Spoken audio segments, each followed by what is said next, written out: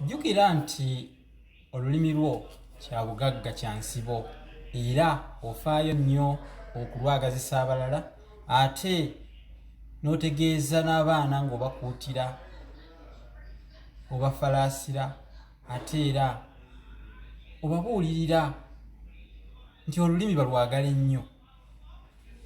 Kitabo kino kiyitibwa Olulasange kyafuluma. Uganda kitundibwa mu Angelina Bookshop. Osobola okukifuna. Mulimu ebigambo bingi ebinnyonnyola bajjajjaffe oba ebyannyonnyolwa obulungi bajjajjaffe amakulu ge baabirinamu bwe baalinga babikozesa. N'ebyensangi zino ebimu bye muwulirako ng'abantu babikozesa ng'ebisoko naye nga amakulu gaabyo oluusi gakutawaanya. Gula ekitabo kino +27685428543 ne mu Angelina Bookshop gyekiri. Likey